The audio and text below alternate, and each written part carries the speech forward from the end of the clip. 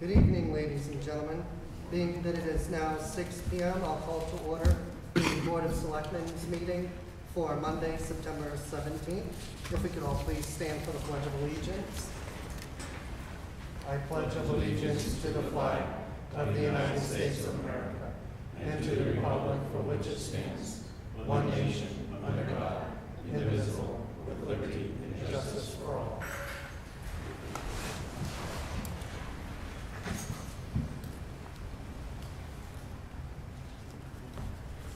And first item on the agenda this evening is we have a proclamation for Adult Services Week. It reads, proclamation declaring September 16th, 2018 through September 22nd, 2018 Adult Day Services Week, Advocacy in Adult Day Services.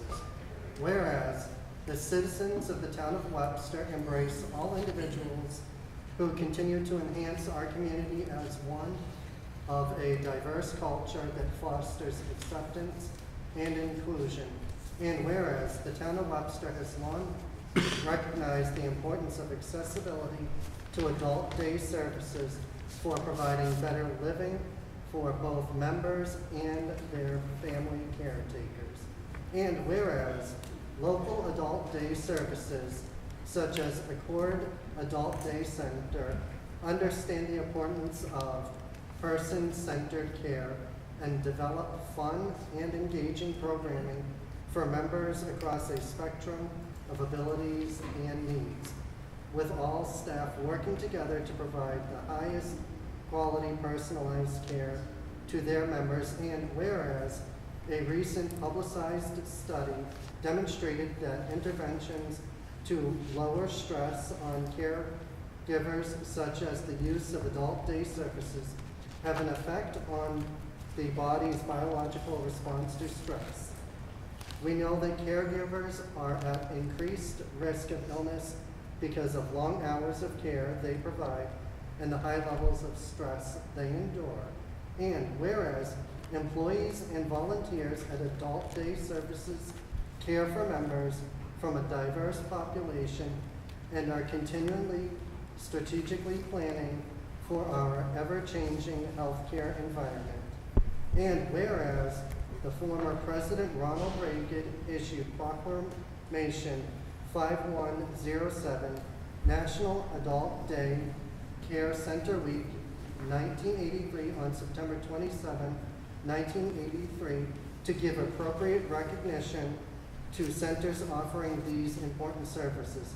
And whereas this week has grown in significance each year since this proclamation was issued, now therefore be it resolved that we, the Town of Webster Board of Selectmen, join with the citizens of Webster to acknowledge the dedication and commitment of adult day services and thank their employees and volunteers for improving the quality of life to their members and family caregivers. As we recognize the week of September 16th, 2018 through September 22nd, 2018 as Adult Day Services Week, signed by the Board of Selectmen. We can clap. I don't see Laura or Joe here, so we will provide it to them at a later time. Next item on the agenda is vote on requests for water and sewer abatements with Greg Woods and Bill Murphy.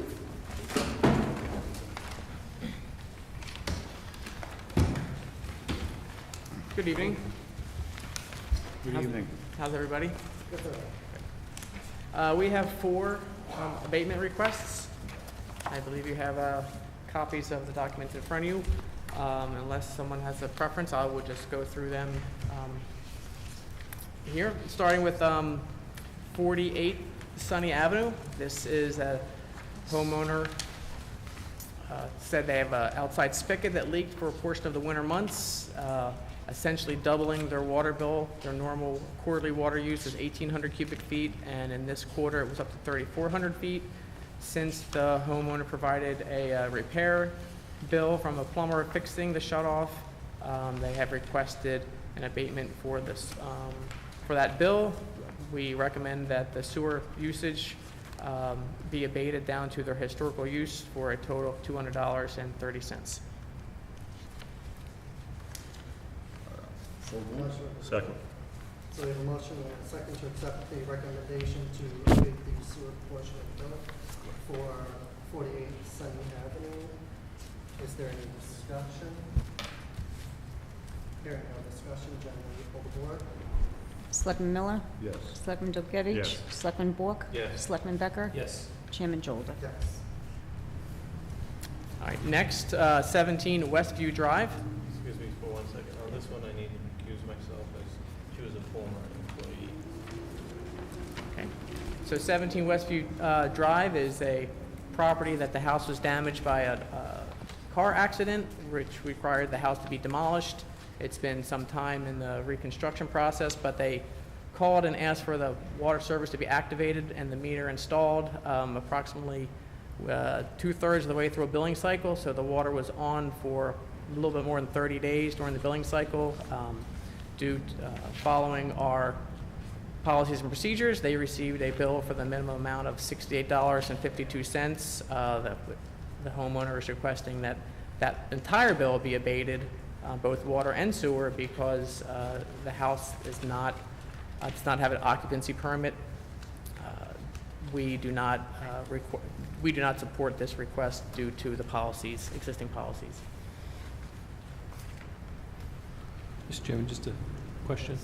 Was any water used at all? Our meters go down to 100 cubic feet. That's the lowest quantity, and it did not register, but that 100 cubic feet is 700 gallons. So the house was under construction at the time, so we could not get an accurate to the gallon or 2 cubic foot reading.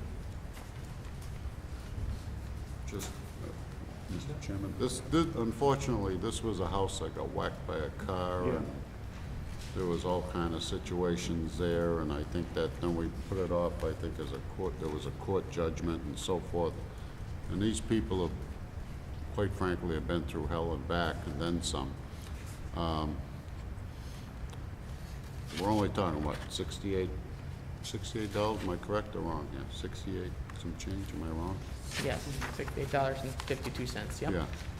I would, and I have nothing against you gentlemen, please, I'm glad you're here.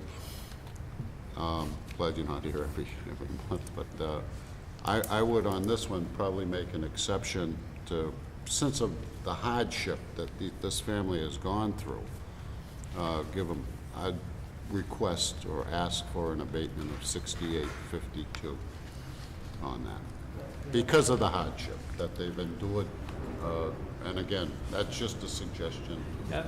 Mr. Chairman, I would second the motion to abate, but I would be cautious not to use the term hardship, because Okay. you can, I would suggest maybe the reason be that they haven't registered any water use, that's all, and that would maybe be a better that'd be reason. fine, Because Mr. hardship, I think we actually have one in here with an elderly Yes, individual. you're right. Could really be Yep. called a hardship. So Greg and Bill, is there a, so this is the water bill, is there a sewer bill associated? That's the minimum combined water Oh, and the sewer. combined, okay. So I second I the know which one you're 6852. talking about, thank you. And I too enjoy and am pleased that you guys are both here. So we have a motion and a second to grant an abatement of $68.52 for 17 Westview Drive. Is there any other discussion? Hearing no other discussion, Jen, will you pull the board? Selectman Miller? Yes. Selectman Dobkevich? Yes. Selectman Becker? Yes. Chairman Jolda? Yes. All right, the third abatement request is for 31 North Main Street. In this case, the property owners were notified that their hot water heater had a leak, essentially stopped working and had a leak on July 17th, and within a day, they had it turned off, but their water use essentially doubled from 3,000 cubic feet to almost 7,000 cubic feet during that period. We did go back and do an interim water reading after the fact, and they were back to their normal water use after that repair was made. So the homeowners are requesting an abatement on their sewer portion. We support that request, and that would be a sewer abatement of $200.93, $280.93. Motion to approve. Second. So we have a motion and a second to approve the recommended abatement of the sewer portion of the bill of $280.93 for 31 North Main Street. Is there any other discussion? Hearing no other discussion, Jen, will you pull the board? Selectman Miller? Yes. Selectman Dobrevich? Yes. Selectman Bork? Yes. Selectman Becker? Yes. Chairman Jolda? Yes. And fourth and final abatement, as you alluded to earlier, there is a abatement request for 24 Prospect Street. In this case, there was a pipe bursted in the basement on July 12th. An excessive amount of water was used. The homeowner could not get down and turn the water off themselves. The police and fire were dispatched to help resolve the situation. This resulted in a water use of 10,400 cubic feet compared to the normal use of 900 cubic feet. And there was some damage to the basement, insurance claims for repairs to electrical. The whole basement was essentially damaged to this, and we recommend that the sewer portion of this be abated for a total of $791.71. So, approved. Right, so we have a motion and a second to approve the abatement for sewer in the amount of $791.71 for 24 Prospect Street. Is there any other discussion? Just, Mr. Chairman, I did talk to the lady, actually, she called me, and I watched your face, Bill, and I guess she can't get around, she has a disability and so forth, and couldn't climb stairs even if she wanted to. She's retired, but she's 84 or something of that nature. It's a pretty sad situation. Mr. Chairman, the only thing I would suggest is that we suggest to this individual, I also received a phone call, that she should pursue this amount from her insurance company. The insurance company should pay for this as part of the damage. So if we can let her know that, or need be, I can call her, just, you guys let me know. Would you like her insurance company to pay for the abatement, or? For the water, because the water caused the damage. So it may very well be that the insurance company, because the water caused the damage, and there's a cost of that water, they may very well pick it up. So it's worthwhile. We'll follow up. Yeah, Give just her a call suggestion. and see. I understand why, this is a real hardship, and why we can't do it because of our policy, but that could make her whole. So, And he knows something about insurance, If,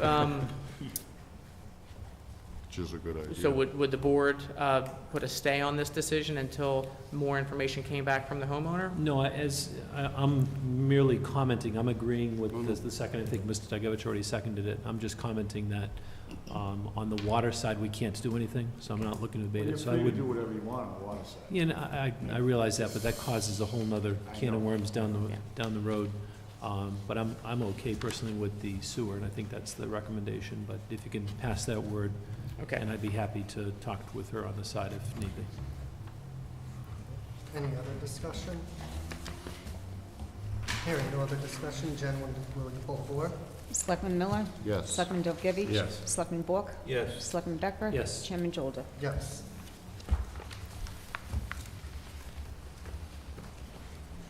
All right, next item on the agenda is presentation by Italian Bond on stormwater improvements and plans. Thank you. That's okay. So we have Emily from Ty and Bond, and Kenny's gonna join her, but they have been working on a stormwater program for the last, about 4 years, 4 or 5 years. It's been a long time coming. So we're at the next stage where we have to submit our notice of intent telling DEP what we're gonna do. And then also, we're gonna ask that the board approve me to be the signatory on future documents, so we don't have to come to the board to have those approved before we send them into DEP. You just look at me and I'll hit the button. Okay. So Emily, go ahead and take it over. Okay. Okay, thanks Doug. So like Doug said, I've been working with the town of Webster.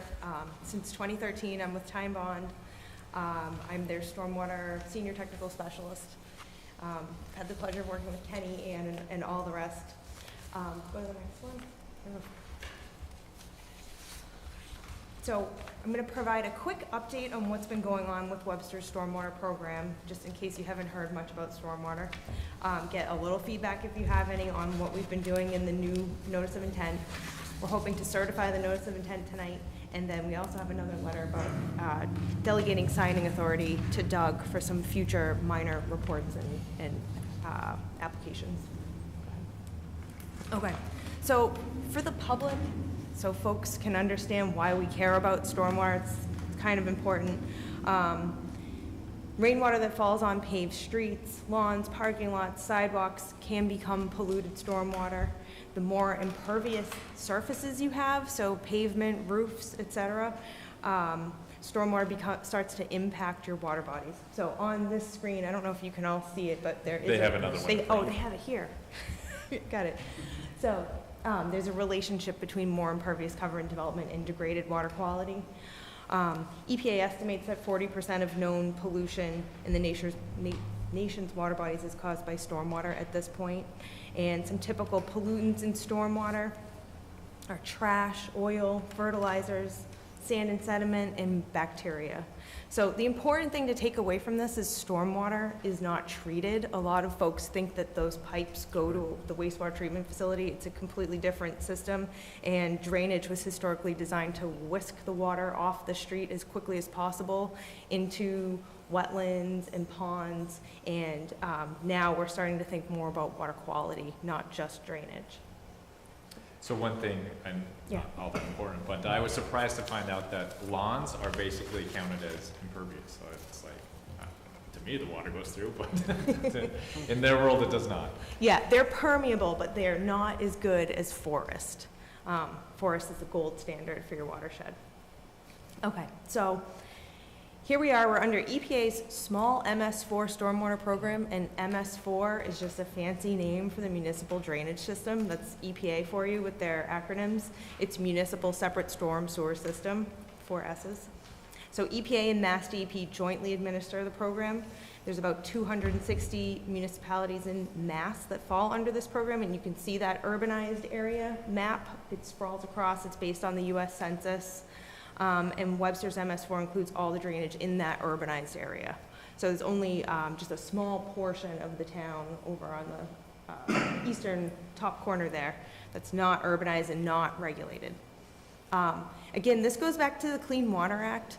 So phase 1 of the Clean Water Act grabbed all the big polluters, so your big wastewater treatment plants, big cities, industry, big construction projects. We're under phase 2, so this is smaller towns, smaller construction sites, non-point source pollution is a little harder to control. So since 2003, Webster's been working under this program, and a new permit just went into effect on July 1 this year, so that's why we're here. This is some of the details. There's 6 general categories of compliance with this program. Public education and outreach, which is part of why we added some of this to the presentation so the public understands. Public involvement and participation. Illicit discharge detection and elimination is the most important part of this program, I would say. It's keeping anything that's not stormwater out of the storm drain. Construction site runoff control, and then post-construction stormwater management, and finally good housekeeping in pollution prevention in your municipal operations. So that's where Kenny comes in. The last piece of this on the bottom is TMDLs. It's a fancy way of saying we're going to address certain pollutants that are causing water bodies in Webster to not meet their Clean Water Act designated uses for swimming, fishing, drinking. So, what have we been doing since 2003? Well, back in 2012, we worked with the town to get this SRF loan. Actually, it says a grant, but it's actually a loan for $575,000 to do a little catch-up with the program. Kenny can probably speak to this a little more, but we did a ton of work, and the lion's share of that budget went to mapping. Mapping is a component of the 2003 permit and the permit we're going to be under. We developed a number of educational materials, a lot of different planning documents to get the town on the right path towards compliance. I don't know if you want to add anything. No, I mean, I think these gentlemen know that that program consisted of all of these outlets everywhere, you know, where everything kind of drainage ties into our lake, it ties into the French River, so all of that in that loan and that process was, you know, dealt with all of these outlets, inlets coming in and that, so it's a big process. We've done a great job coming around and actually finding areas we never thought sometimes drainage was in, so, you know, that includes Emily and her crew too, they did a great job, so, Yeah, we've been to every Right. single outfall in town, which is that's actually something that's not due for 3 years. So we've actually gotten Webster way ahead of the game with this program, which is awesome. So the next. So why we're here tonight, we've filled out the notice of intent, which is the application to comply with the new permit. It's a continuation of what we've been doing. It's due October 1st. The chair of the Board of Selectmen needs to sign the notice of intent application before we can submit it to EPA. Let me see. In the notice of intent, all we've committed to is the bare minimum that's required in the permit and set ourselves up for the easiest reporting possible. So we've taken a very minimalist approach because you can always do more and take credit for it. You can never do less, and you can never take away BMPs. So that was our strategy. There's a written plan that goes with this, but that's not due for a year, and EPA is supposed to give us a template, so we're waiting on that. Next one. Oh. The last piece of the notice of intent application is we did have to assign, and you can't see it here, you'd have to really blow it up, but we signed every outfall in Webster to a receiving water body so we can understand where the drainage is going and what the impact is, and you have to post that map and your infrastructure map online so EPA knows that the mapping is done. Again, that's a huge requirement that the town can say that it's done, basically. Quick. About the runoff from Thompson Road into the lake, does the state address that? From Thompson Road into the lake? There's some, Mark, we had done some in that grant, some of those erosion control inlets. Are we doing them, or is the No, state? I mean, they were part on their property and ours, so we did have a couple that they gave us, you know, a grant for. It's going back a bit, but like Union Point is the first one that sticks in my mind. You know, they did a piece of theirs to control the flow, and then we got that grant through them, which is probably 8-9 years ago, but those inlets are set up to catch all of that as it filters its way through. So that's another procedure that's standard in each quarter, especially before the winter, after the winter, to clean them. So they're working on their inlets. I wouldn't know how they go about it, but they've addressed, they know the areas of the lake, especially from the highway, that drains in there, because that seemed to be a big filter problem for us. And some of those inlets, they corrected and we corrected, so. Is that a private development? Mass Highway. Okay, yeah, so Mass Yeah. Highway is under their own permit, so that falls outside of our jurisdiction, but we coordinate with them. Any private development falls outside of this program. However, through the local permitting process, we're trying to ensure that they're following the same standards that we have to follow. So we push that off onto developers and redevelopers to the extent we can. I understand. My question was whether or not the state was actually doing their part. So they don't have their permit yet, but they're operating under a draft similar program. If I may, Mr. Chairman. Because I think I know what Selectman Dugevich is talking about. You're talking there on Thompson Road with the big outlet that you can almost literally walk into. That is basically, I think that drainage from 395 now. And that goes directly into the lake. The other ones that you were talking about, there were several grants, I think, and they Right. were $368,000 a pop. Colonial Park. Yeah, I think you had one up near Brownsbrook, Yep. correct? And then, Right, Union Point. Yep. Yep. So those, then all of a sudden, those went away. Yeah, didn't they didn't really offer funds for that stuff anymore today. So, Mark, we'll reach out to Mass DEP to Mass Highway and talk to them, make sure that they're following what they should for that. I'm sure, Kenny, you probably have a contact, or maybe you do, Emily, that we can Also, Yeah. make sure I mean- they're doing their bargain Yeah. as well. well, while you're doing that, we might want to talk about when you have from exit 3 going down to exit 2 behind the landfill, that goes behind the building, that goes Crosses with Cudworth an Road. easement that goes under Cudworth Road into the Mine- fishing game pond. Right. Brook, yeah. Well, and Mr. Chairman, while we're at it, Go of ahead. course, we've touched on exit 1 and exit 3. Exit 2, of course, Yep. where does that water go and Yep. how is it managed? Because you've got Stump Pond on one side and the retention pond on the other. So I'm assuming it goes into maybe both. Yes. And what's their plan, making sure that those are? I mean, those catch basins in that footprint all have sumps, which is a 4-foot drop below those pipes. They've been pretty diligent over the last couple of years of, yes, making around every spring.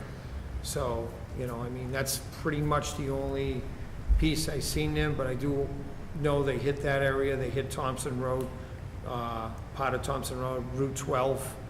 As they go, they own that piece by Kmart up through there. So, I think the biggest concern is when you see the damage to the trees on the side of the road, right. you wonder what's happening with that water that's going from the road into watersheds, whether it's the, you know, the lake or not. Yeah, I'm I not mean, sure what it's other a- chemicals other than salt they're You know, using. and I think a lot of that is part of this DEP, you know, their new permit, what they're looking at is, you know, maintenance is a big thing, you know? Mr. Chairman, just one other question. In the 6 minimums, I noted the illicit discharge detection. Mhm. Does that exist today? Yes. So if I'm trying to go after the people who think that they can just dump their oil from changing the oil in the Yeah. car down the Yeah. drain and let them know we're gonna catch them. Yeah. Yes, so there's a bylaw that prohibits this, so now the town can enforce that, and that's new under this program. But we've also, like we just mentioned, we went to all the outfalls in town during dry weather, and if there's any dry weather flow, we sampled it looking for pollution. So anything non-storm water, so we've done all that sampling. We didn't come up with any illicit discharges. We have a couple of places to follow up on. But, and then your guys, Right. so, highway operations has been trained, and they'll continue to be trained to look for what an illicit discharge looks like and smells like in the field. I mean, we were very happy. I mean, some areas, we actually thought, well, what are we gonna find? And we didn't. Yeah. So it was a pleasure that it came out so clean like that, so. And we'll continue that. That just, as the permit will keep going, the system will keep going. Yeah. Any other questions? If not, we'll take the follow-up to get in touch with Mass Highway, make sure that they're doing their end on the discharge into the lake and other water bodies. And if we can get a motion to approve the notice of intent, as well as to let me sign any future documents related to it. So moved. Second. So, motion second to approve the notice of intent and authorize the town administrator to sign any future related documents to the stormwater management. Is there any other discussion? Hearing no discussion, Jen, will you pull the board? Selectman Miller? Yes. Selectman Dovgevich? Yes. Selectman Bork? Yes. Selectman Becker? Yes. Chairman Jolta? Yes. You want to sign this real quick, so save Emily a trip back? Yeah. Thank you. Okay, thank you.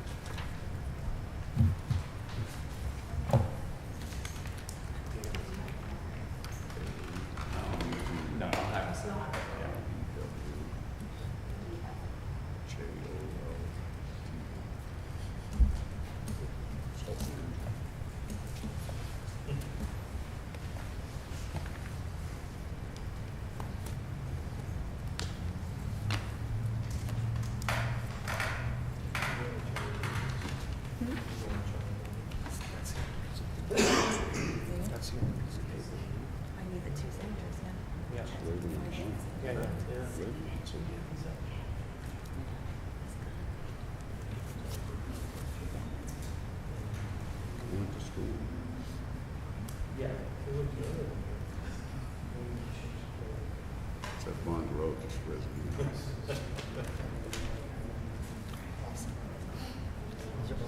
Thanks. you. Thank you.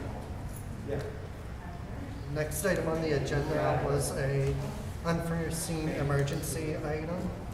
It is a vote to authorize the town administrator to execute documents on behalf of the Board of Selectmen for the lease with the Worcester Community Action Council. So Jen, it was my impression that they were gonna show up. Did they contact you and tell you anything different? No, there was a document that I left on the Okay. desk that has exactly what needs to be told. An email, What's that? I left an email. Yeah, I got it. So, first, the lease, actually, I think by town charter, I'm allowed to sign the lease, but if you want, just ratify that, I'm approved to sign the lease. Then the notice of lease to provide record notice of the lease. They're asking for a recognition, tournament and assent to leaseholder mortgage among the town of Webster, WCAC, and the Massachusetts Development Finance Agency, the lender. Also, landlord estoppel and agreement from the town of Webster Community Economic Development Assistance Corporation as agent for the Commonwealth of Massachusetts, acting by and through the Department of Early Education and Care to the grantor. Certify the owner's zoning, title insurance, and affidavits from the owner, and other agreements, documents, and certificates required of an owner landlord as may be necessary for the WCAC Head Start project and for completion of the project in connection with the WCAC's loan and grant funding. So moved. Second. We have a motion and a second to approve the authorization of the town administrator to sign the documents for the lease with the Worcester Community Action Council. Is there any other discussion? Hearing no other discussion, Jen, will you poll the board? Selectman Miller? Yes? Selectman Dalglish? Yes. Selectman Bork? Yes. Selectman Becker? Yes. Chairman Jolda? Yes. Thank you. Kenny, they've been out there working at the old senior center building, right? Yes. Yeah, originally they wanted to be in this fall. It's gonna be a little bit longer than that, so, can't remember the date that they were hoping for, but maybe by, next semester of the school year. We'll see. Thank you. Next item on the agenda is general discussion on the appointment process and selection of all board and committee members. Yeah, so there's been a little bit of discussion regarding this. I think it's actually a good thing that we talk about how the board and appointments to boards and committees in town happen. Like there's several committees that the people on them have a lot of authority, especially if you look at the planning or conservation. If those people don't have the ability to make sound decisions, then the town's liable for lawsuits or other items that might happen if they make a poor decision and weren't following the regulations. So Jen put together a kind of a process that we currently use.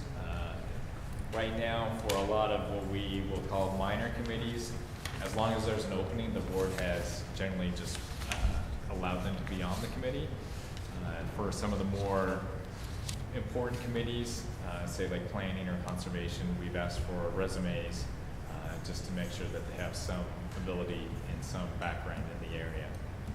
So we do have later on another committee appointment that when we were going through that process, Jen went through and interviewed these candidates and asked them a few questions.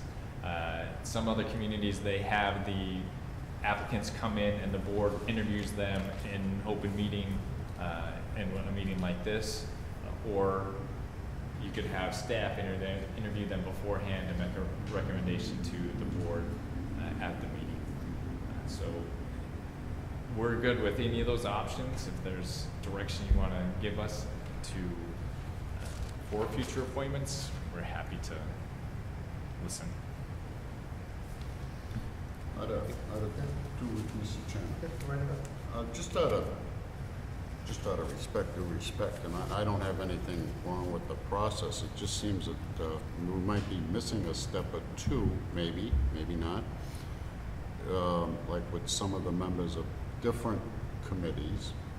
And I know that's probably not what the policy says, but would it make it a little bit more transparent if you had, and this is just for thought, because it's just Yeah. a general discussion, that maybe some of the members of some of the committees that are more important might want to take a look at some of these, or you, instead of just the department head and say yourself, and you're the appointing authority, I'm not questioning that whatsoever, and I'm not trying to start anything here, Yeah. believe it or not. And and I was just wondering if you had more eyes on this, or somebody that might give you a better, for lack of a better word, better tip of the person or the background or this or that, qualifications, of course.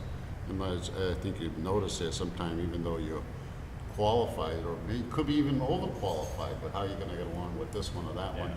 Maybe, I don't know, if you had other members on the different boards or committees to look to see, well, this one's gonna start trouble, this one's great, this one's this one's that, and we're gonna get that in a small town anyway, maybe, I don't know.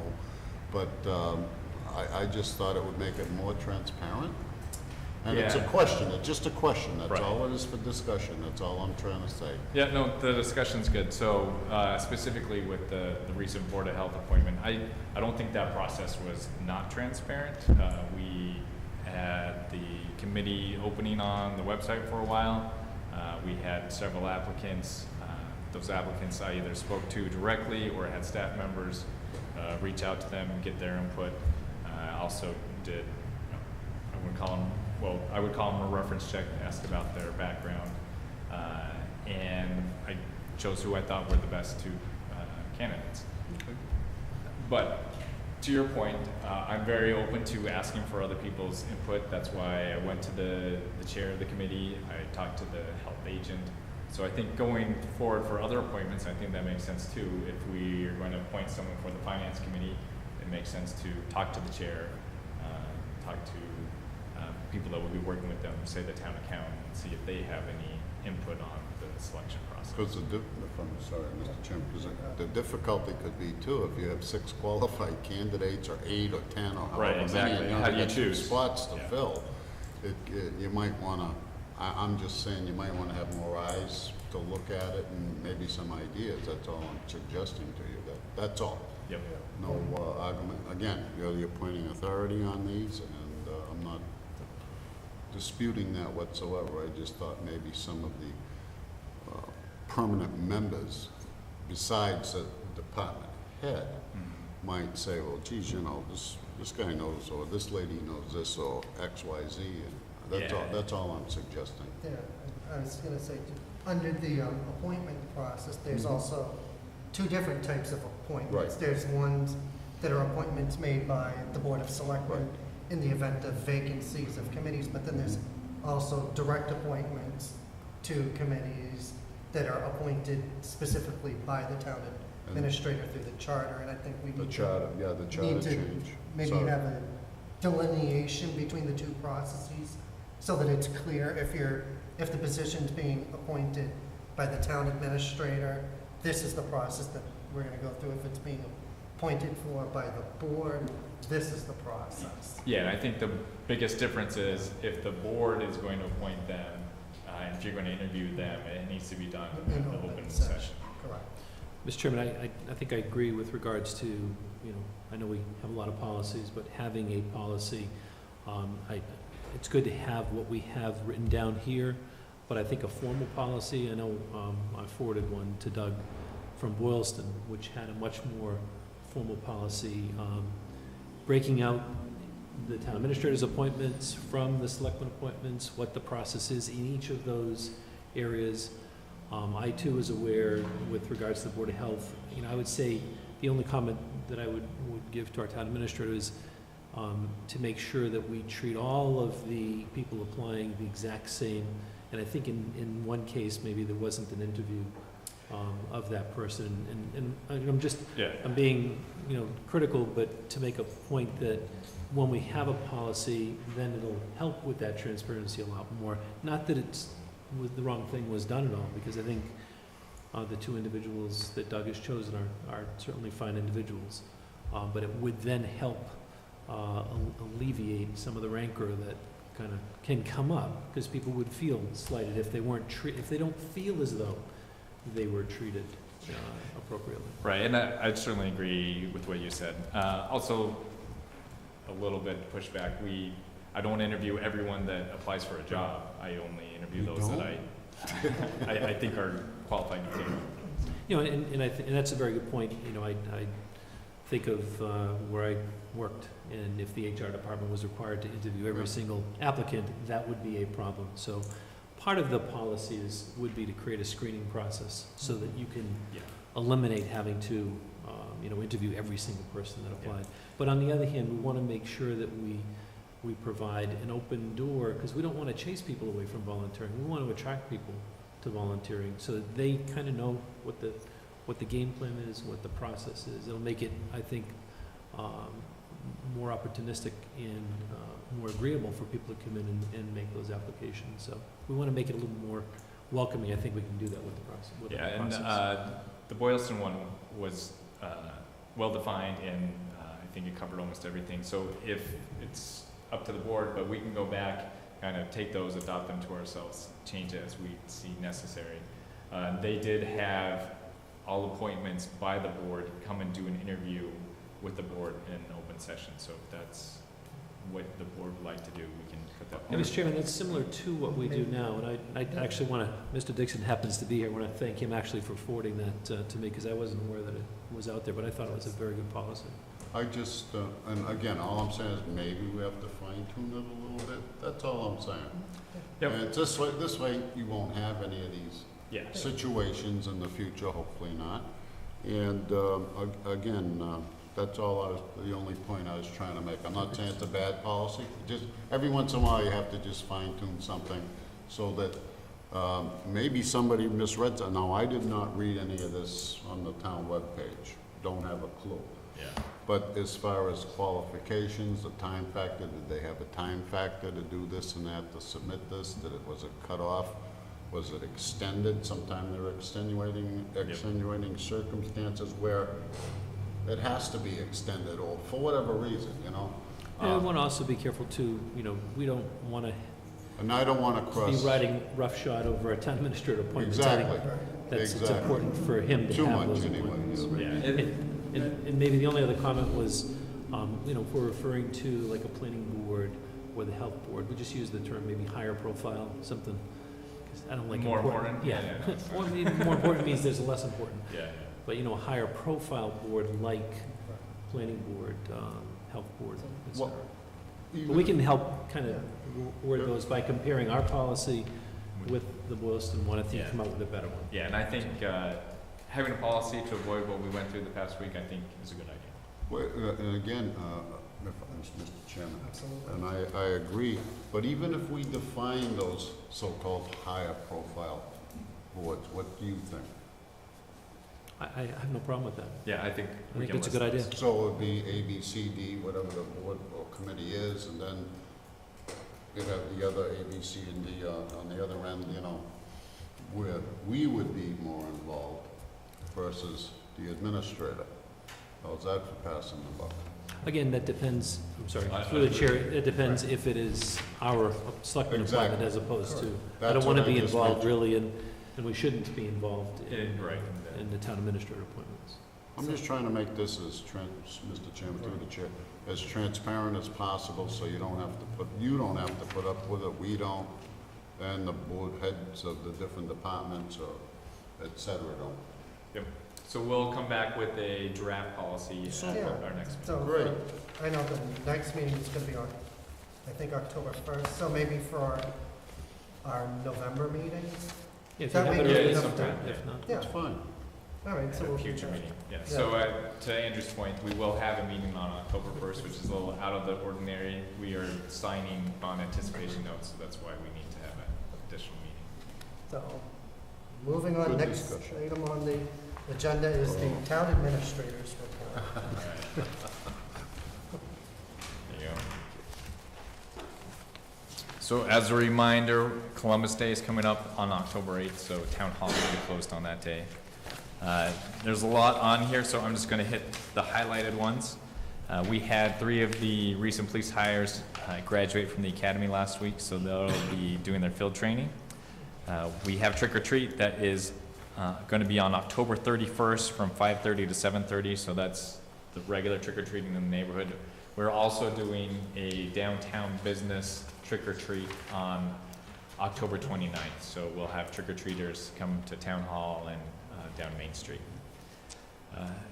One of the great things we had happen over the summer was the Shakespeare in the Park event. We had a great turnout. The program, the presentation was great. I think everybody loved it. We're looking at doing an indoor one in the spring and another outdoor one next summer. If we're skipped down to economic development, so we listed 10 development, redevelopment priority areas.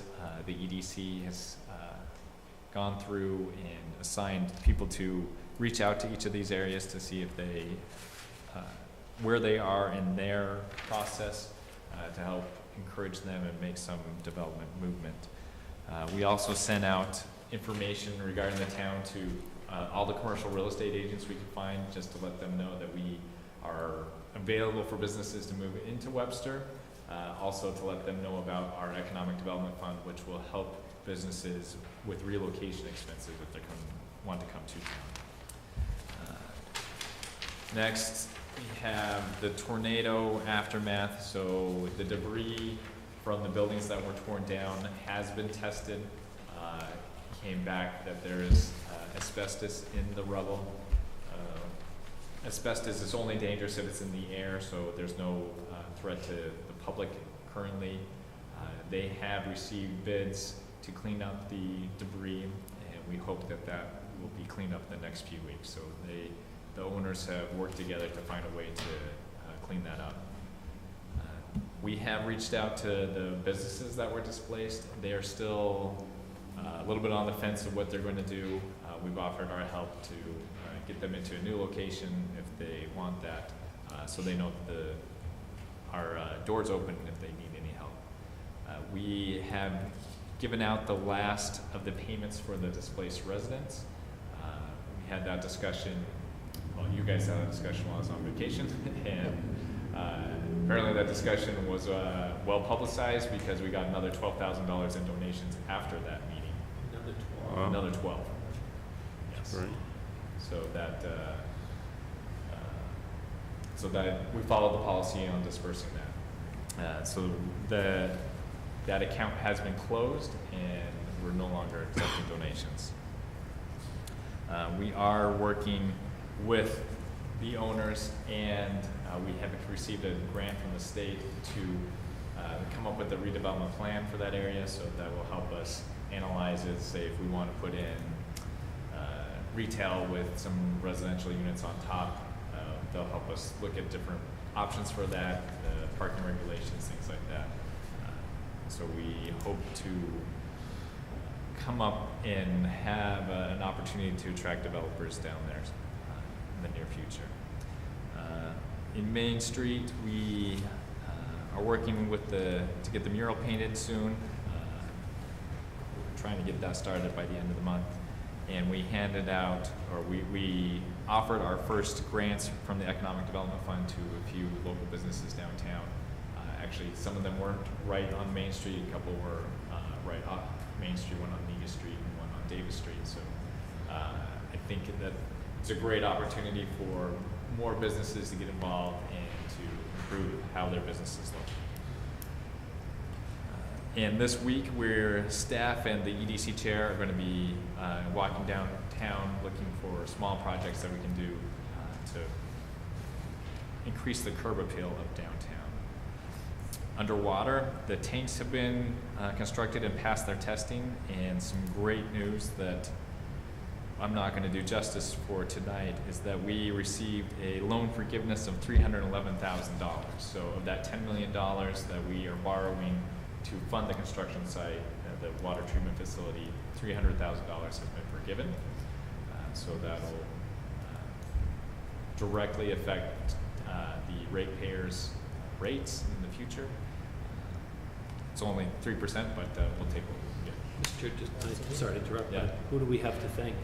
So SRF, the state revolving fund, they kind of how they work is they approve all their projects, and then whatever money is left over, they disperse it between the projects that were approved.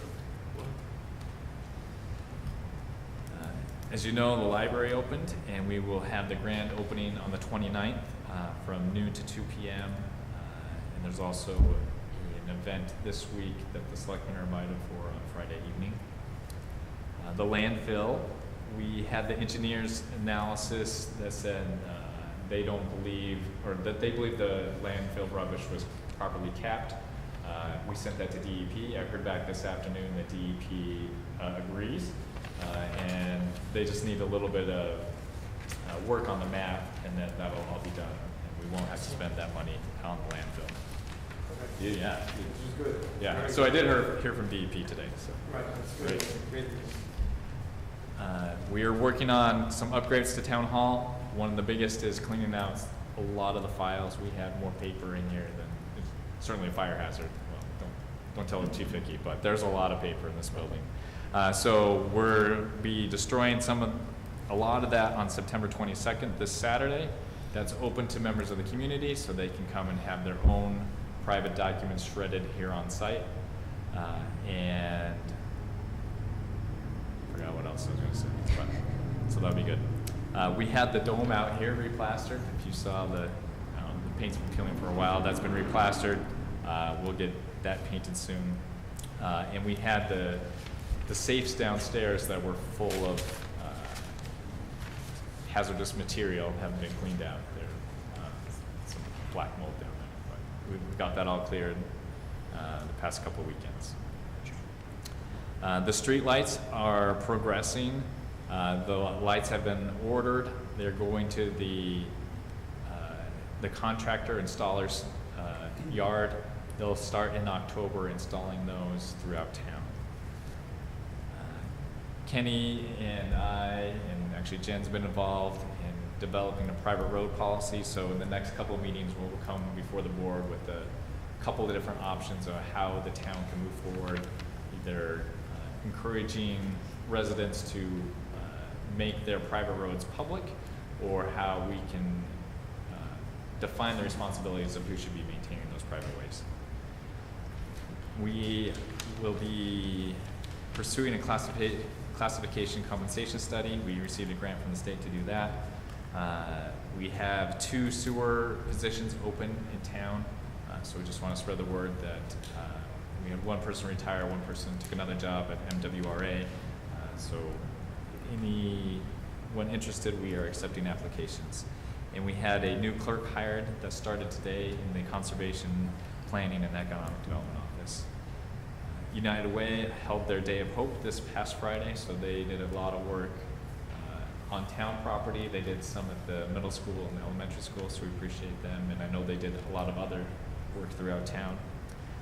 And just again, the reminder about the shredding day, that's what I was just trying to remember, that it's grant funded, so we are not paying for the shredding. It's being paid for by the state.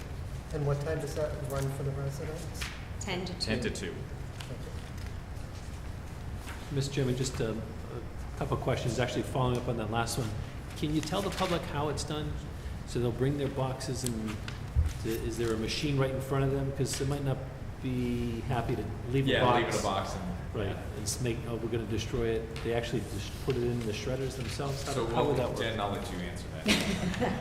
Yeah, so the truck actually has a shredder built into it, so the documents will be shredded on site. So you throw them into the shredder yourselves? Yeah, well, or- I'm not sure. Kevin will be here and I will be here, so Kevin will help people load their documents in to be shredded. But they can see that their documents Yeah. got shredded. Yeah. I know when I worked at the bank, we had the shredding company would come at a certain period, and they usually have a big blue bin that you throw your papers into, and then the truck pulls the bin up and dumps it, and there's a window that you can see the shredding take place. This company actually services one of the local banks, so. And just 2 other questions or comments. asbestos in the building that's down, that does not have to be covered by a tarp because it's settled. not, okay. So say if the wind blows, it's not gonna, just because people might be worried about that. Right. And then, just a thank you to town residents, businesses, and whoever else contributed. That's a tremendous outpouring of money to help out for the tornadoes. Thank you, we owe a thank you to all of them. It's incredible. Because that was a total of how much? Almost $25,000? Yeah, and I had one resident come in today from 38 Main, and she and her husband and her 3 children lost everything. So she got the initial check for $5,000. She was very grateful. They're a lovely family. And she came in today not knowing anything about what to expect. And she was absolutely blown away. Absolutely blown away. So very, very grateful. Well, thanks to Jen and Doug for handling it as well. It's not an easy thing to. Jen did a great job. Did we have a motion to accept the town administrator's So report? moved, Mr. Chairman. Second. So we have a motion and a second to accept the town administrator's report. Is there any discussion? Hearing no discussion, Jen, will you pull the board? Selectman Miller? Yes. Selectman Dubkevich? Yes. Selectman Bork? Yes. Selectman Becker? Yes. Chairman Jolda? Yes. So the next item on the agenda is discuss the list of applicants and vote on membership for the Memorial Beach Planning Committee. Yeah, so in our meeting, in one of our past meetings, we set the beach committee, and we had it defined as 3 full-time lake residents, 3 Webster residents that weren't living on the lake, a veteran, and then a member of the planning board, as well as the recreation director. So Jen has provided a list of people that showed interest in the committee. She reached out to them, asked them a few questions why they're interested in her. You have her notes. So if we're going to follow what we previously defined, we have too many people that are full-time lake residents that are interested in serving. So we need to determine how we're going to handle that. Mr. Chairman, just a suggestion, and maybe the form of a King Solomon suggestion. Maybe this will be too big of a committee, but given what we have in front of us, we have 8 people for the 3 slots for the full-time residents. I know that the previous meeting, when I read the minutes, I think we had talked about moving it from 7 to 9, but I don't think maybe a vote even took place on that. But I was going to suggest that if we look at the list of names for the 3 lake residents, 2 of the names there are the same. It's a husband and wife. What I was going to propose was, instead of 3, we actually have 7 people, and we let the husband and wife pick which one of them would want to be on this committee. And then we have the 2 from the planning and recreation director. We have the 3 who are not residents on the lake, and we have the 1 veteran. That would be a total of 13 people. So I'm sorry, Jen, I know it's a big committee, but I hate to turn away. There's a lot of, people that have actually reached out to me, expressed desire to be on this committee. Too many for the 3 positions, at least from the residents. Just as a point, we did increase from 7 to 9. It's just that I pulled Carol and Paul Separately. off of it. Okay. So originally it was 7, and we did increase to 9. I've just pulled their names up. So just for discussion, I guess I've given you my thoughts. But it'd also be nice to see people who haven't served on anything before, instead of Yeah. seeing the same people. Yeah, there are let's several get new people that are the involved. same names on there. So I agree with Randy, if they all want to serve, let them serve. Yeah, again, with the exception of the husband and wife. Well, I'll make a motion, we put Jane Okay. on No, that. So I we'll would clear that up. second that, because Because I they know don't what have he's to gonna fight go over it. through. I will say, 13 is a lot of people. I don't. It is. And I think at our last meeting, we purposely tried to make it so it wasn't all full-time lake people. So that does kind of discount what we tried to do last week. It does skew it a little bit in the sense that there's 7 out of 13, but I Yeah. can't imagine that the 7 lake people are gonna be voting in unison. At least they certainly shouldn't Right, be. they all have their own choice. You know, yeah. they're individuals, and I realize 13's a lot, but on the other hand, it's how often do we get an opportunity to have a lot of different voices who may all have very different ideas. So, but if you want us, we can always, I was thinking the only other way to do it was we can all get a piece of paper and put down our top 3 names, and we can do a ballot that way. Without being too specific, there was one question that I asked when I spoke with each one person to define what their particular interest was in joining this committee. And I did note that only one person did not mention this particular issue. So in just relaying some concern to you, many of the people indicated to me that their interest in being on the committee was for one item, one specific item. And that were only the people that lived on the lake. So- And I think we're probably talking about the marina. I think that, like any committee, you would end up with probably a majority opinion, which may be in favor of marina or not, and then you'd have a minority opinion. It's not their decision, it's the decision of this board to do something, so you'd be looking for recommendations. And whenever you have a committee providing recommendations, when it's, I guess, the Board of Selectmen's decision, you don't always agree with the committee.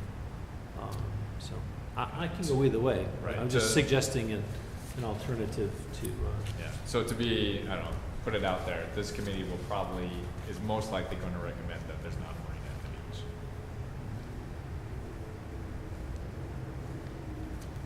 beach. It may be swayed one way or the other, but, But also the intent of the committee is to look at any and all yeah. Right, development opportunities for Memorial Beach and how to best capitalize on that asset for the town right. And maybe with, with a diverse group, even if it is 13 members, that would give more of an input. yeah. We do have a group from WPI that needs to do a capstone project, and this was a project that they were interested in doing, so they will provide some free design work and a little bit of environmental analysis just to support the committee where they head with this project. So are we looking for a formal recommendation to increase the committee from 9 to 11 members? I believe it's 9 To to 13. 13. 9 to 13. Which would basically mean moving the full-time lake residents from 3 to 7. I can make that motion. I mean, if we wanted to, we could just not have it defined full-time versus, like, if in the future there was some turnover in the committee. Yes, no? Can Yeah. I make a suggestion, please? Yes, absolutely. For the sake of the residents, I would probably suggest keeping it at 9, not to have so many lake residents. I think you're gonna get a lot of pushback on that. I happen to Keep it as it is. I understand where Mr. Really Dixon's don't- coming from. I'm fine either way. I'm trying to, very Right. rarely do we have a lot of people, offer their time. If it was kept at 9, certainly everyone's invited to attend and give their input. They just wouldn't have a Voting. vote.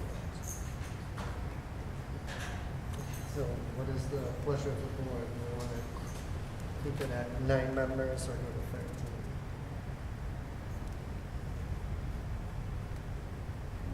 Well, we can start at 3, and if we need to add more, we can add more. So I'll make a motion to appoint Jane.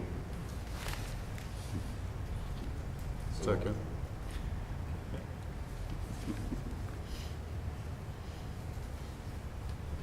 Are we gonna do motions So, first? so do we want I'm to, gonna- yeah, You wanna Yeah, do a there'll be a ballot? You wanna long do a time. ballot? You wanna do a, Why don't we, that's not a to bad give idea, everyone Mr. Vice an Chair. opportunity. To the chair.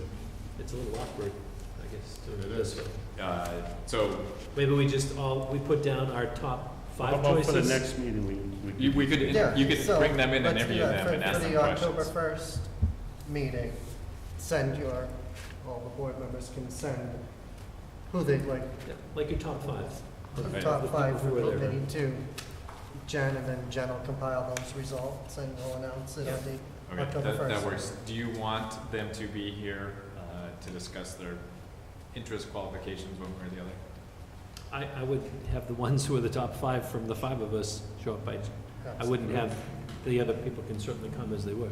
Okay. But I think if we do that, then you can let the people who are the top 5 know that they're invited to the meeting. Because you're only gonna end up with 3 of those 5, so it's gonna be, right, we're gonna do 5 each, and then you'll compile it, so you'll end up with 3.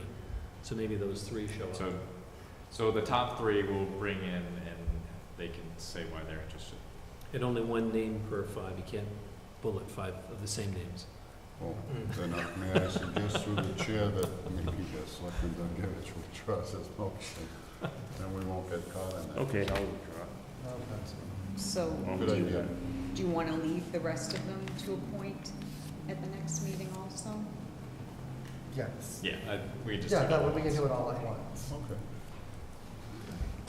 So we're gonna leave it at 9, so we're all on the same page, we're gonna leave it at, is it 11 members total or 9? Currently it's at 9. 9, okay. So we're gonna leave it at 9 members, we're gonna, Plus the 2 departments. plus the 2 department heads. And then we're going to Yeah, we're not on send this, to Jen. we're not on the same page in the sense that the 9 that I count are 2 Paula Fromboy, the planning board representative, Carol, rec director, 3 full-time lake residents, that's 5. 3 not living on a lake, that's 8. 1 veteran, that's 9, Okay. just to be clear. So we would then have So to we're gonna whittle leave it down at the 8 total of, lake residents to 3. oh. Can I just say something? Yep. Would you guys think about maybe a subcommittee? Just, I feel like people are volunteering, and you're deterring them from volunteering because they're not being picked. So maybe you should have like a committee, and then maybe a subcommittee for help with the volunteering to help the thing go. I just feel like, in my eyes, like if you volunteer and then you have to get picked to volunteer, it's just, it's not, it's counteractive. Yeah, because we also do have another committee, the Open Space and Recreation Committee, I believe, which is a separate committee too. So I think we're getting too far into this. Yeah, I think so too. I recommend we just stick with the current plan. Okay. So we'll do that. So how will we select, we'll do this at our next meeting? Yeah, so And everyone how will we submit, select them? everyone submit your top 5, Yep. and we will tally those all up, and the top 3 we will invite to come to the next meeting. Thank you. And So that'd be good. withdraw your motion, Mark? Yes, I did. You did. No. Moving on, next item on the agenda is a vote on the granting of an easement for 1523 Cutworth Webster for National Grid for the installation of a generator at the highway facility. Kenny, go ahead. You know more about where it goes than I do. We're just, National Grid was asking us to look for an easement approval. As far as, we have a new generator going in place for the building, which will control any emergency type of issue from the pumps to everything else, so everything would function, you know what I mean, with no power, so. That was a grant given to us from almost a couple of years ago. It's a winter storm. Took time, but that's how it works, but anyways, so in that process, there is an electric pole that we have there that, it's scheduled to be removed. They just wanted to, they got a little bit of documentation where the whole area was considered an easement from the solar project, maybe 2015, 2016 area, but they just wanted this, I would say just paperwork to be presented to the board. where they might change out the pole now, or they might just do some work on top towards the generators, but for us to go forward and hook this up to that pole and bring power back into the building, that is what they were kind of asking us to present to the board, just an okay that we would grant them that easement on that pole number. So we recommended. So moved. Second. So we have a motion and a second to approve the granting of an easement for 1523 Cudworth Road. Is there any discussion? Mr. Chairman, just one question. Kenny, you mentioned pumps, to keep the pumps going. What pumps Yeah, are we this, keeping going? there's no, when that building was designed, they took the Gas original pumps. emergency generator from the older building, which I believe was down here, May Street. So, it doesn't work. It works. And you can't get parts for it, so sometimes when that happened, it either ran or it didn't. And all of us between, the fuel pumps, Fuel pumps. okay. right, Thank you. which gives us everything for, you know, the PD and the fire department and that, so Thank you. this is a good system going in now. Yeah, and DEP, sorry, FEMA FEMA, money is FEMA, paying for yep. the generator. Even better. All right, so any other discussion? Hearing no other discussion, Jen, will you pull the board? Selectman Miller? Yes. Selectman Dolgevich? Yes. Selectman Bork? Yes. Selectman Becker? Yes. Chairman Jolda? Yes. Thank you. Next item is the review and vote on articles for the fall annual town meeting warrant to be held on Monday, October 15th, 2018 at 7 p.m. at Bartlett High School auditorium. So we'll need to do a couple of things tonight. Review this, have the board vote any recommendations that they would like to, and then at the end, also vote to sign the warrant so we can post it. So I will go through each of the articles, give a little brief background. Feel free to interrupt and ask any questions. The first article is generic reports from the Finance Committee or the Board of Selectmen. Second is for any prior year bills from the general fund. 3 and 4 are prior year bills from sewer enterprise and water enterprise. Article 15 is to adjust the FY19 operating budget. So the only change I'm anticipating at this point is we are kind of rearranging our debt schedule so that we can go long-term on all of our current bond anticipation notes. We want to go long-term in the spring. That will require us to make a pay down, which is $219,000 that we didn't budget in this budget. So we are going to either, if there is excess revenues that we can project, we'll change the budget to increase the debt service budget. If not, we will fund that $219 from free cash when it gets certified at a future town meeting. That will, because we're paying $219,000 sooner in fiscal year 19, that will save $25,000 in interest in future years. So Article 6 is to allow bond premiums when we sell bonds to any excess premium we can use to pay down the project costs. Article 7 was sponsored by the town accountant. It is to change the compensation of retirement board members. Their intent is to go from the current $3,000 to the maximum, which is $4,500 allowed by state statute. Article 8 is to fund highway roof improvements. So we, at the May town meeting, approved $150,000 to replace the roof at the highway garage. At the time, the project that we had quoted was to put a rubber membrane over the existing roof. After speaking with our engineer, he strongly discouraged us doing that. He said it is obviously the cheapest alternative, but he thinks it would just seal in the corrosion and it would continue to rust and deteriorate underneath it. So he's recommending that we replace the entire roof with the light roof.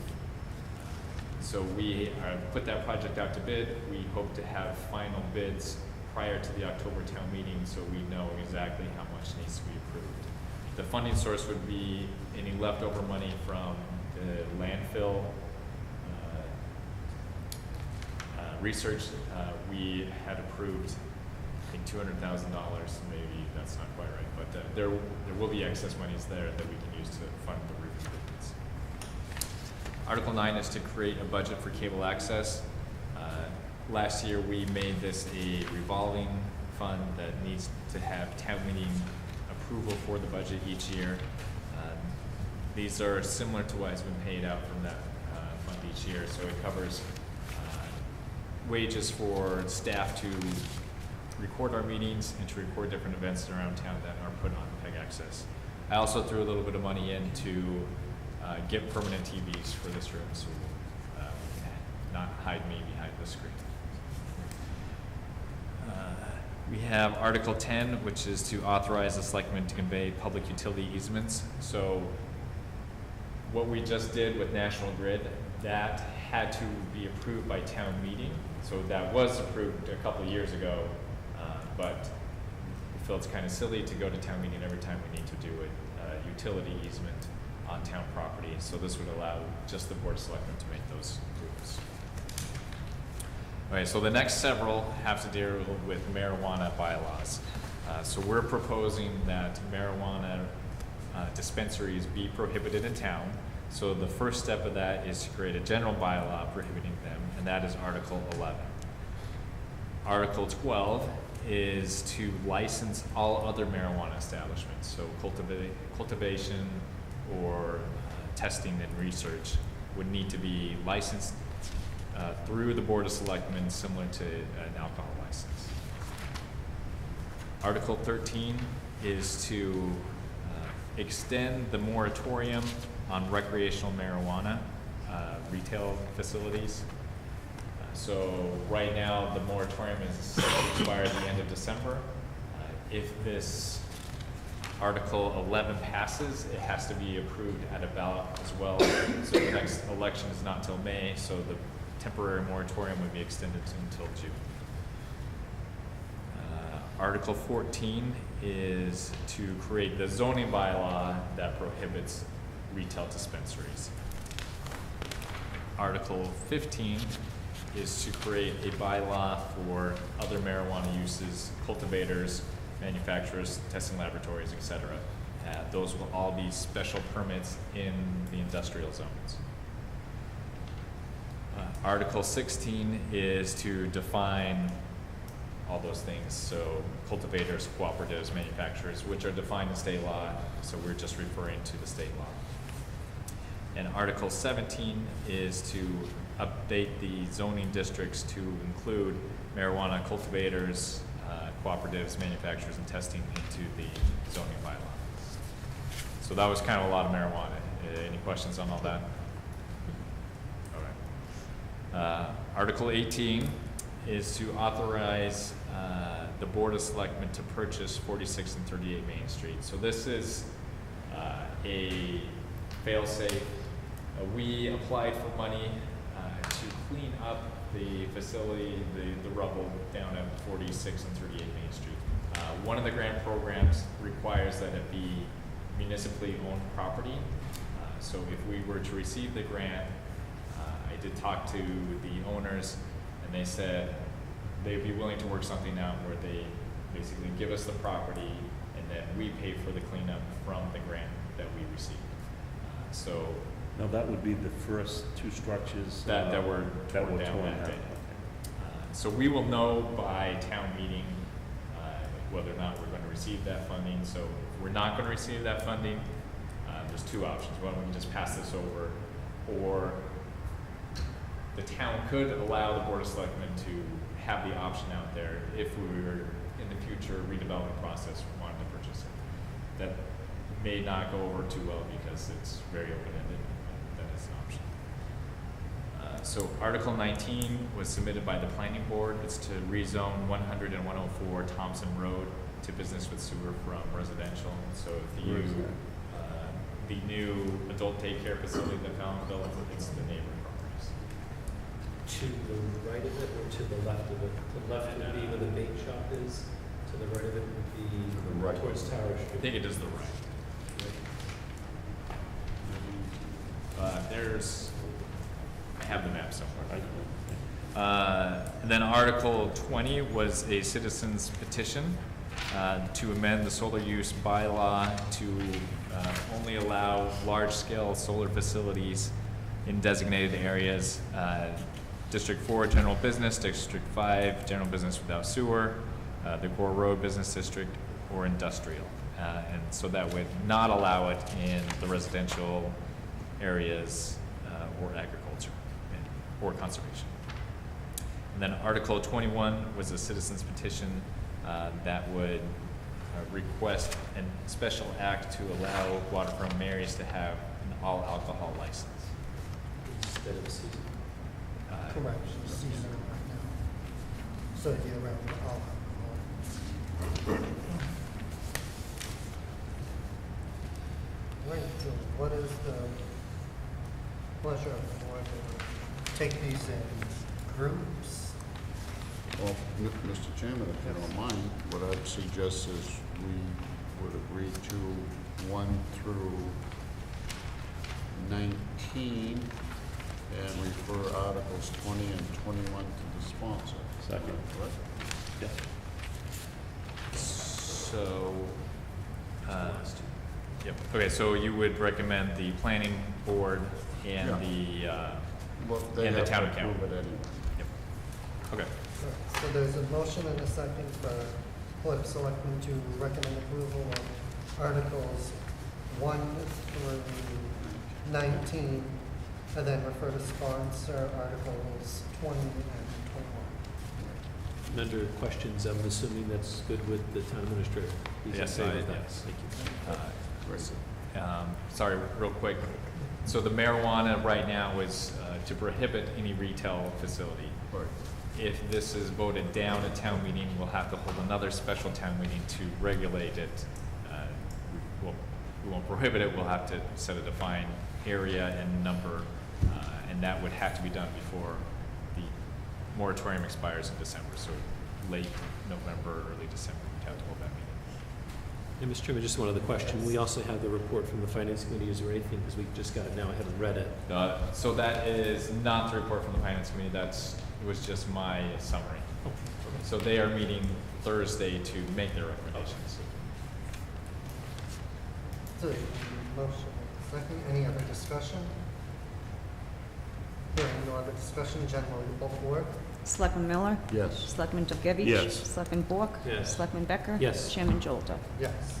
Next item on the agenda is vote and approve the fall annual town meeting warrant. So moved, Mr. Chairman. Second. So we have a motion and a second to approve the fall annual town meeting warrant. Is there any discussion? Hearing no discussion, generally, full board? Selectman Miller? Yes. Selectman Dubkevich? Yes. Selectman Bork? Yes. Selectman Becker? Yes. Chairman Jolta? Yes. Next item is vote to declare as surplus property the 1997 Ford Expedition Red, which is plate number M67943 from the fire department. So at the Maytown meeting, we approved the purchase of a new pickup truck, which would, in a way, replace this one. This vehicle has 204,000 miles on it. It served its useful life. So moved. Second. So we have a motion and a second to declare the 1997 Ford Expedition, plate number M67943 as surplus. Is there any discussion? Yes, Mr. Chairman, just discussion, will they put that on eBay or something to try to? So we would like to get a quote from the, where we're buying the new purchase truck, to get a trade-in value for it. I know it'll be minuscule, but Yeah. thank you. Yep. Any other discussion? Hearing no other discussion, generally the full board? Selectman Miller? Yes. Selectman Dubkevich? Yes. Selectman Bork? Yes. Selectman Becker? Yes. Chairman Jolta? Yes. Next item, we have the approval of the regular session meeting minutes from our meeting on July 30th, 2018. So moved, Mr. Chairman. Second. So we have a motion and a second to approve the regular session meeting minutes from July 30th, 2018. Is there any discussion? Hearing no discussion, Jen, will you pull the board? Selectman Miller? Yes. Selectman Dubkevich? Yes. Selectman Bork? Abstain. Selectman Becker? Yes. Chairman Jolda? Yes. Next item is the approval of the regular session meeting minutes from Monday, August 13th, 2018. So moved, Mr. Chairman. Second, but Mr. Chairman, just a quick question. Yes. On page 3, really question for Jen. Let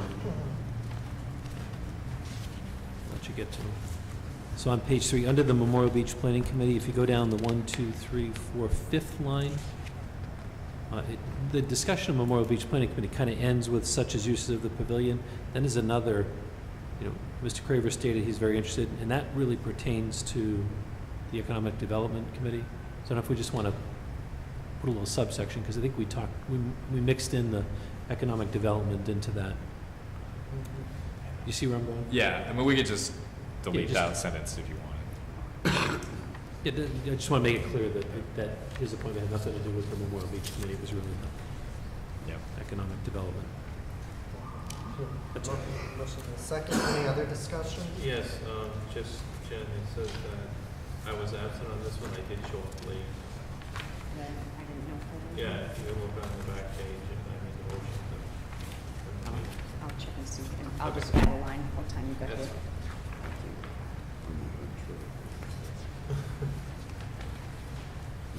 Is there any other discussion?